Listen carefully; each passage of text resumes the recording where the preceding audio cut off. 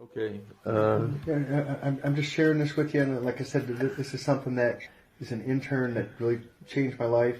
Had a patient got stabbed in the heart when I walked in the ER because I was on the ER, but the surgeon had his chest cracked open, and he had his finger in the guy's heart. And they pronounced him dead. He was a young man, maybe 22, 23 years old, drug deal that went bad.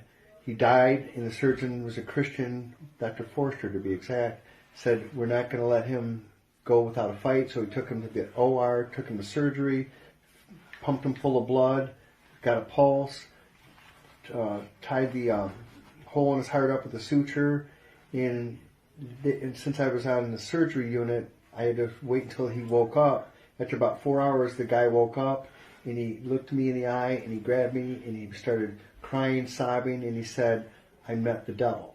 And I said, what do you mean you met the devil? He said, I saw you working on me. I was dead. I'd never prayed. And he could feel, he went straight down into hell. And he said he looked in the eyes of the devil, and he prayed. He said he never prayed before. It was never spiritual. And he said, please God, I'll change my life. And he felt an angel or a hand pull him back up.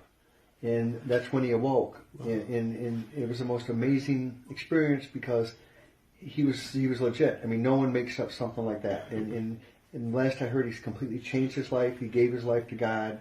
And I still, to this day, the look in his eye when he woke up, the terror, I'm absolutely convinced that he did meet the devil. And once again, I've not followed up on where he's at now, but I heard he's doing really good. And if I can get that information, I'll get it for you. Okay.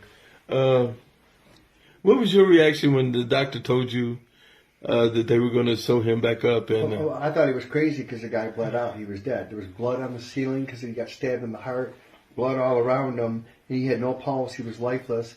And the Christian doctor said, Dr. Forster, we're going to take him and we're going to try to revive him. And it was actually miraculous because the guy was dead. He completely bled out. And you don't open someone's chest in the ER, stick your finger in a hole. That's a last-ditch effort. And I thought he was crazy, but now in retrospect, it happened for a reason.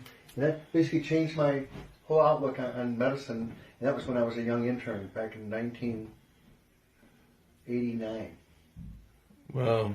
It was this amazing spiritual experience, and the guy was legit. And once again, no one goes through something like that and makes that up, especially that's the first thing he said when he woke up. And by looking at the terror in his eyes, he did meet the devil. I am convinced of that. Amen. Yep. Okay. And I want to write more stuff for you, and I want to get together with you. I do. I have amazing. And if I can ever get the records for this guy, I'd like to be able to do a book and have documentation. Would be the right way to do it. Right.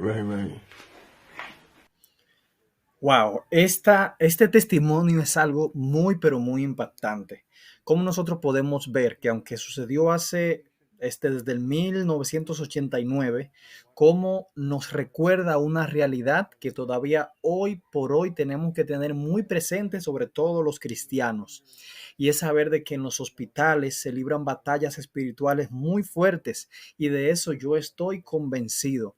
Qué bonito testimonio de saber que Dios está interesado en nuestra salvación, y qué bonito saber que hay lugares donde se encuentran personas cristianas, creyentes fieles de Dios, que están dispuestos todavía a pelear en circunstancias como la que se encontraba este muchacho, a fin de salvar a un alma, a una persona que todavía necesita un encuentro con Dios. Comparte este video si te gustó y recuerda que esto significa estar conectados.